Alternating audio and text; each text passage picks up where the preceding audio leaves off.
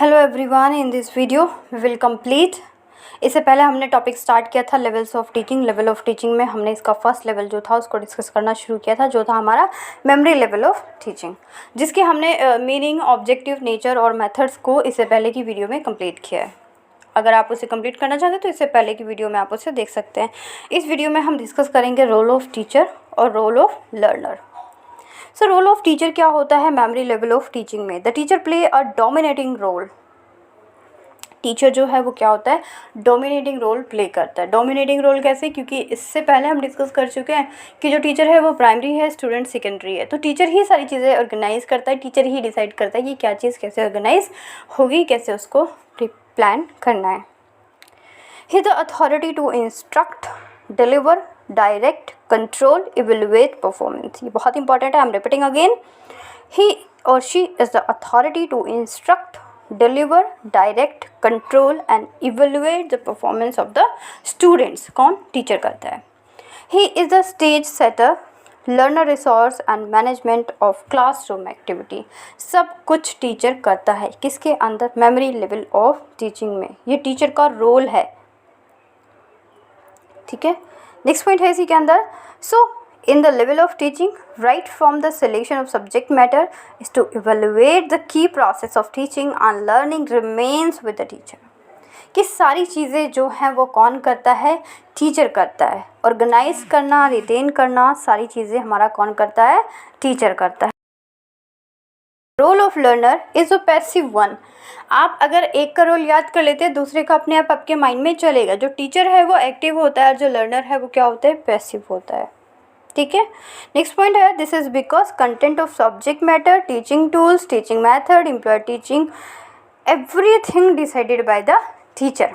कौन सा method use करना है, कौन से टूल्स का यूज़ करना है। अब यहाँ पे टूल्स का मतलब ये नहीं है कि वो जो घर बनते हैं और उसमें टूल्स का यूज़ होता है। टूल्स का मतलब है यहाँ पे कि ऑडियो विजुअल एड्स का यूज़ करना है, टीचिंग एड्स का यूज़ करना है कि नहीं करना है, ठीक है। ये सारी चीज़ें आ जाती है। चार्ट है, मॉडल है, ग्लोब्स है, ये सारी चीज़ें इसके अंदर आ जाती हैं। कौन से मेथड का यूज़ करना है? ड्रिल मेथड का यूज़ करना है, रिवीजन मेथड का यूज़ करना है, रिपीटिशन मेथड का यूज़ करना है। तो ये सारी चीज़ें भी कौन डिसाइड करता है? टीचर डिसाइड करता है। दैट्स वाई बोला जाता है कि इसमें लर्नर का जो लर्नर है उनका रोल क्या होता है? पैसिव होता है और स्टूडेंट जो टीचर है वो एक्टिव रोल में होती है। नेक्स्ट पॉइंट है, the characteristic of learner should be taken care of while framing objective and curriculum. कि लर्नर का ध्यान तब रखा जाता है जब किसी भी एक्टिविटी को किया जाता है, किसी कैरिकुलम को, किसी सिलेबस को सेलेक्ट किया जाता है। Selecting teaching learning activities, teaching learning activities को, अब यहाँ पे ध्यान देना, टीचिंग लर्निंग एक्टिविटीज़ को सेलेक्ट करने का काम करता है टीचर। लेकिन किसको देख के सेलेक्ट करता है? अपने स्टूडेंट्स को, अपने स्टूडेंट्स की एबिलिटी को, ठीक है। Methods of teaching and evaluation. Methods of teaching भी करता कौन है? टीचर। वो एक्टिव होता है इसमें, स्टूडेंट पैसिव होता है। स्टूडेंट थोड़ी बताएगा कि मैडम अब डेमोन्स्ट्रेशन मेथड से पढ़ाना है या मैम अब लेक्चर मेथड का यूज़ करके पढ़ाइए। नहीं, everything decided by the teacher. But teacher अपने मेथड्स कब चेंज करता है? किसको देखकर चेंज करता है कि मुझे इस मेथड से पढ़ाना है? अपने स्टूडेंट्स को देखकर। फॉर एग्जांपल, सपोज मैं आपको ये पढ़ा रही हूँ रोल ऑफ लर्नर, ठीक है, और मैं आपको किससे पढ़ा रही हूँ? लेक्चर मेथड से पढ़ा रही हूँ, बोल के पढ़ा रही हूँ, चीज़ें आपके सामने दिखाई दे रही हैं। मुझे पता है दैट ऑल द लर्नर्स, आप जितने भी लोग इस वीडियो को पढ़ रहे हैं, you all are intelligent, brilliant, और आप एक कॉम्पिटेंट लेवल पे एग्जिस्ट करते हैं। आप मास्टर्स के स्टूडेंट्स हैं या आप एग्ज़ाम्स की प्रिपरेशन कर रहे हैं, तो आपका IQ इतना है कि मुझे यहाँ पे एक एक वर्ड लिखने की ज़रूरत नहीं है, राइट। तो मैं क्या कर रही हूँ? मैं लेक्चर मेथड का यूज़ कर रही हूँ। क्लास में टीचर पढ़ा रही है, अगर सेकंड क्लास में टीचर नाउन पढ़ा रही है तो एक एक चीज़ बोर्ड पे बताएगी। Noun is the name of person, place और थिंग। तो थिंग में हो सकता है वो एप्पल ड्रॉ कर दे, लेकिन वही चीज़ जब वो 6th-7th स्टैंडर्ड में ओरली बोलेगी, वहाँ पर उसे ज़रूरत नहीं है कि वो बोर्ड पे जाके एप्पल को ड्रॉ करे, पर्सन को ड्रॉ करे, प्लेस को ड्रॉ करे। क्यों? Because the level of the student of 6th or 7th standard, they are able to understand the concept by the lecturing method। कि सिर्फ ओरली पढ़ा दिया, बच्चा समझ गया कि पर्सन में क्या आएगा, प्लेस में क्या आएगा और थिंग में क्या आएगा। बट जब सेम चीज़ को 3rd क्लास में पढ़ाया जाता है, that the student at that level, the not able to understand or not able to connect the things or definition with the real life। तो आप समझ पा रहे हैं, एक जगह टीचर डेमोन्स्ट्रेशन मेथड का यूज़ कर रही है सेकंड थर्ड क्लास में जब वो चित्र बना रही है एप्पल का, पर्सन का, प्लेस का और थिंग का। दूसरी जगह पे टीचर 6th-7th क्लास में लेक्चर मेथड का यूज़ कर रही है, सिर्फ बोल के पढ़ा रही है। किसको देखकर टीचर अपने मेथड्स बदल रही है? किसको देखकर? अपने स्टूडेंट्स को देख करता है, अपने स्टूडेंट्स को देखकर।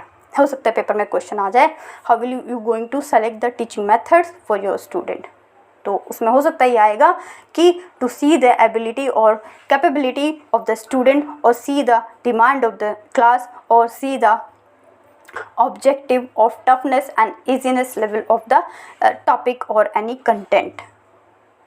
तो बेसिकली यहाँ पे एक अंडरस्टैंडिंग लेवल बनना बहुत ज़रूरी है, क्योंकि जब भी क्वेश्चंस इस तरीके से पूछे जाते हैं तो वहाँ पे कितना भी रट लो वो आपके लिए बेनिफिट नहीं है। जितनी चीज़ें आपके दिमाग में चलेंगी यहाँ पे आपको एज अ टीचर सोचना है, ठीक है। तो आप अपने मेथड्स कब चेंज करेंगे?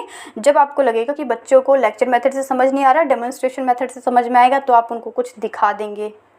आपको लगेगा कि कोई स्टोरी सुना रहे हो, कोई नोवेल की स्टोरी बतानी है, तो आप उसमें ऑडियो विजुअल एड का यूज़ कर सकते हैं जिसमें से आवाज़ आए, साउंड आए, कोई मूवी दिखा सकते हैं। So it's totally depend on you how you will make your teaching learning impressive और effective.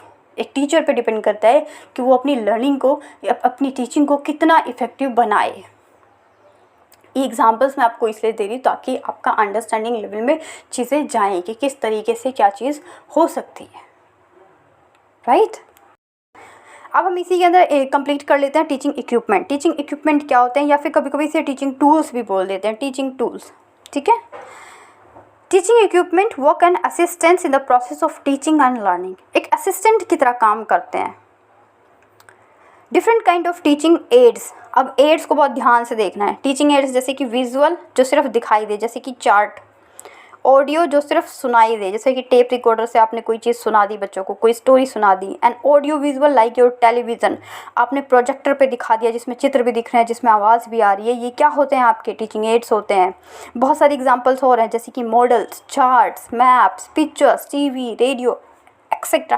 Everything are the teaching aid, everything are teaching equipment, or you can say that teaching tools। यही चीज़ें teaching tools होती हैं। It develops a curiosity of the learner towards the subject matter। ये चीज़ें बच्चों के अंदर एक क्यूरियोसिटी डेवलप कर देती हैं, बच्चा उससे ज़्यादा से ज़्यादा जानना चाहता है। अच्छा आप बताइए, अगर मैं आपको बोलूँ कि अभी कोई भी नॉवल आई है, ठीक है, कोई भी नॉवल, अगर मैं याद नहीं आ रहा है जल्दी से, कोई भी नॉवल जो आपकी फेवरेट हो या कोई पोइट्री है, आपको एक बोला जाए कि आपको बुक से पढ़ना है, दूसरा बोला जाए कि आपको उसी मूवी दिखाई जाएगी।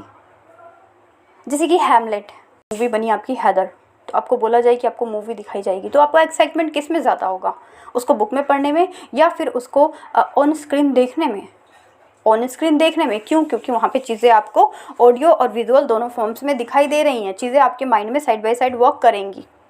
सो ये एक इफ़ेक्टिव टीचिंग होती है, और ये इसका यहाँ पे क्या एक एग्जांपल है, टीचिंग टूल का एग्जांपल है, टीचिंग इक्विपमेंट का एग्जांपल है, टीचिंग एड्स बोल सकते हैं इसे। ये सारी चीज़ें इसी के अंदर इंक्लूड।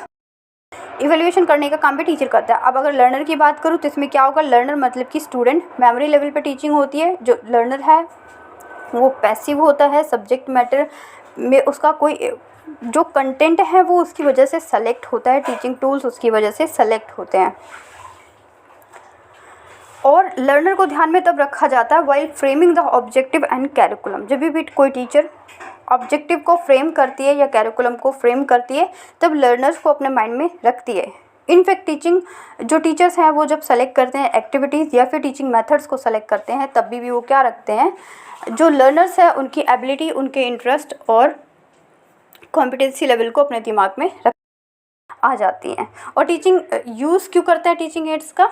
इंटरेस्ट क्रिएट करने के लिए, सब्जेक्ट मैटर को इजी बनाने के लिए। सो मिलेंगे नेक्स्ट वीडियो में विद न्यू टॉपिक और new content. Stay connected. Thank you.